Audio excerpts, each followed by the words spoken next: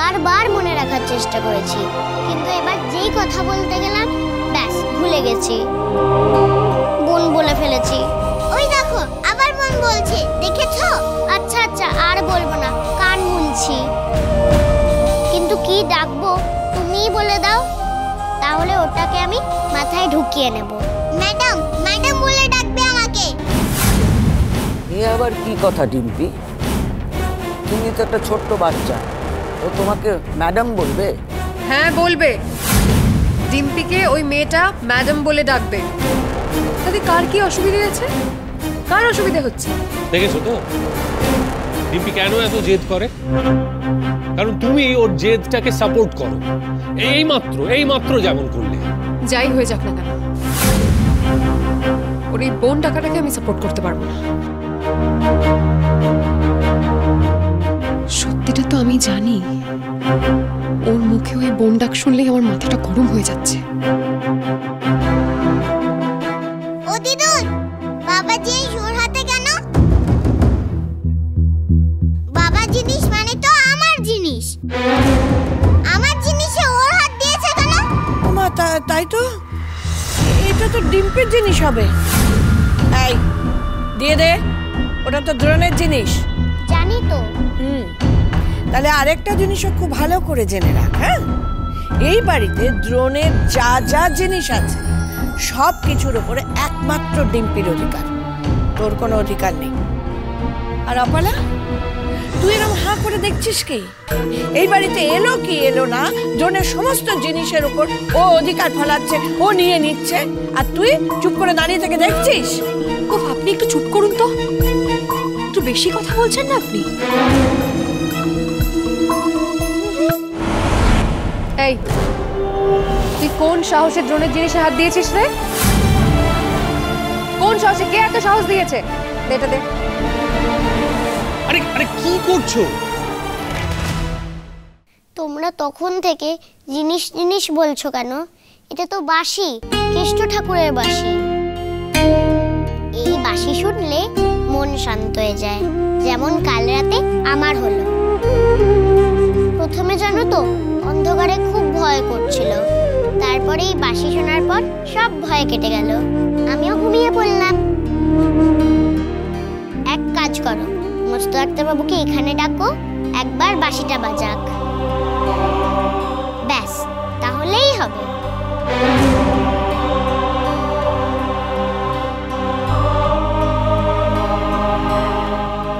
ওই তো দ্রোণ এসে গেছে।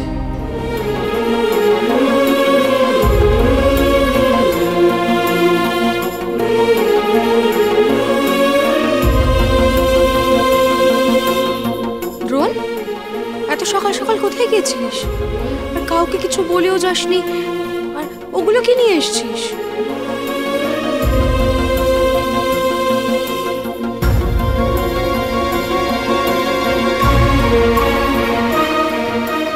ডাক্তারবাবু, তোমার বাঁশিটা একটু বাজাও না গো, বাজাও না, কাল রাতের মতো। কি হলো রে, তুই ভয় পাচ্ছিস? না না, আমার জন্য বলছি না গো, বোন খুব রেগে গেছে তো, তাই বাঁশি বাজিয়ে ওকে একটু শান্ত করে দাও তো দেখি, ওই স্কুলে যাক। এই ভগবতী, তুই চুপ কর তো, তোর সমস্ত বিষয়ে এত কথা বলার কি আছে? ডিম্পির বাবা ডিম্পিকে কিভাবে শান্ত করবে সেটা তোর এর মধ্যে কথা বলার কি আছে? আহা, ওরম করে বলো না, ও তোর ভালো।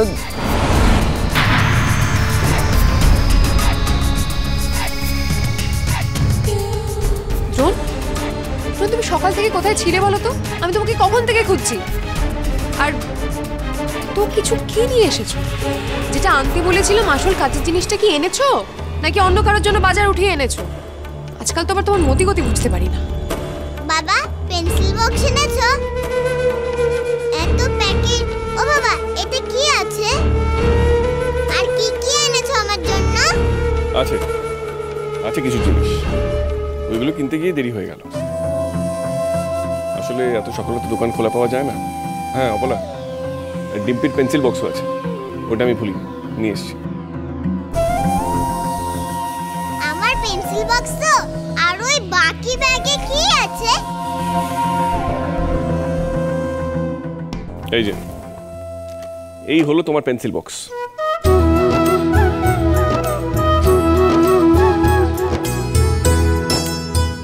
এগুলো আবার কি? এগুলো ঠাকুরের কাজে লাগবে। ওকে তো কাল বস্তির রাস্তা থেকে একভাবে নিয়ে এসেছি, বলা যায় এক কাপড়ে। তাই সকাল সকাল এগুলো আনতে গেছিলাম। এগুলো ওর কাজের জিনিস। এই নে ভগবতী।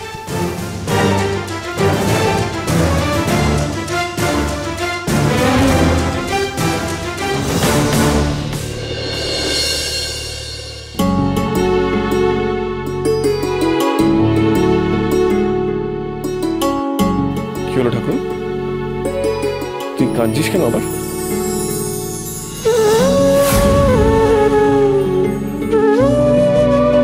কি হলো ঠাকুর বল, আমি কি তোকে কোনোভাবে কষ্ট দিলাম?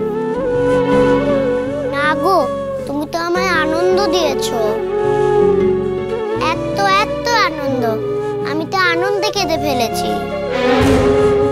জানো মস্ত ডাক্তারবাবু, এত কিছু কেউ কোনোদিনও আনেনি।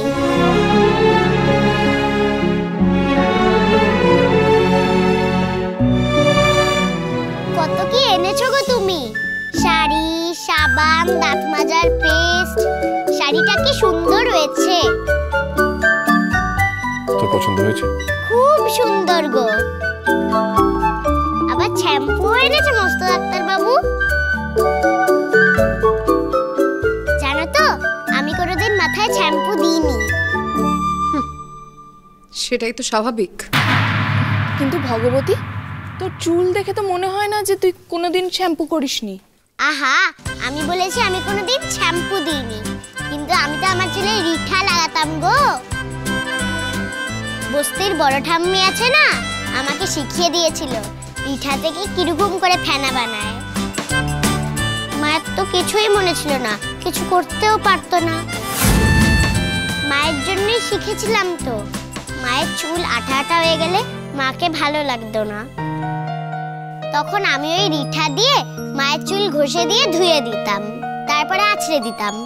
আমায় কি বলতো জানো তো? আমায় বলতো, ঠাকুরুন রে, আজ জন্মে তুই আমার মা ছিলিস। এই চুপ করতো, তোর মায়ের বৃত্তান্ত কেউ এখানে শুনতে চেয়েছে? যখন দেখো মামা মামা করে চলেছে।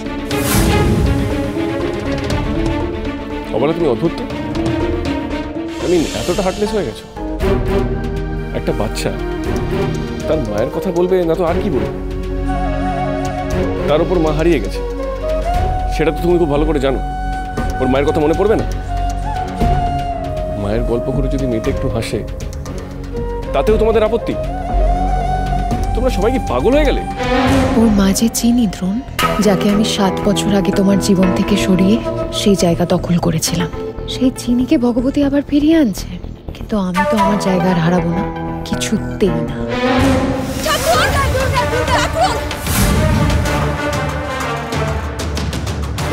এইভাবে ছুটো না, পড়ে গিয়ে একটা কেলেঙ্কারি বাঁধাবে। ওরে বাবারে, আবার চেঁচামেচি শুরু করে দিল। এই আমি থামলাম গো, আর আমি মায়ের কথা বলবো না। বলবি, তোর মায়ের কথা তুই 100 বার বলবি। ওরা পছন্দ করছে না, ওদের সামনে বলতে হবে না, আমাকে বলবি, আমি শুনবো। আমি আর কিচ্ছুটি বলবো না গো, তুমি তো মাকে খুঁজে দেবে বলেছো। মাকে খুঁজে পেলে তুমি মাকে দেখে নিও, তখন নয় সব বুঝে যাবে।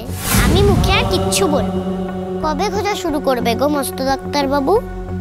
ঠাকুর, চিন্তা করিস না, তোর মাকে যখন আমি খুঁজে দেবো বলেছি, তখন আমি ঠিক খুঁজে দেবো। সেই চান্সটা তুই আর কোনোদিনও পাবি না রে দ্রোণ। মা চিনিকে এমন জায়গায় রেখেছে যে তুই কেন, কেউই আর তার খোঁজ পাবে না। কিন্তু এই ভগবতীর জন্য দ্রোণের এই টানটা সত্যিই আমাকে চিন্তায় ফেলছে। চিনিকে খুঁজে না পেলে ভগবতীর কি ব্যবস্থা করা যায়, সেইটা ভাবতে হবে একবার। আমি পুলিশকে বলেছি তোর মায়ের খোঁজ করতে, বুঝিয়ে বলবি তোর মা দেখতে কেমন, ঠিক আছে? তবে এবার আমি মাকে পেয়ে যাব বলো। ভগবতীর জন্য এত কিছু কেন? মনে হচ্ছে ভগবতী বাবার মেয়ে, আমি কেউ না। আমার মেয়েটা দিন দিন হাতের বাইরে চলে যাচ্ছে, আমি বুঝতে পারছি, কিন্তু আমি কিছু করতে পারছি না। আজকাল বাচ্চাদের জন্য ওই নানান রকম কাউন্সেলিং এর ব্যবস্থা হয়েছে না, মানে সাইকোলজিক্যাল ট্রিটমেন্ট, সেগুলো সাহায্য নিলে কেমন হয়? ডক্টর ঘোষ একবার আমাদের বাড়িতে আসতে পারবে? মন যে বলে চিনি চিনি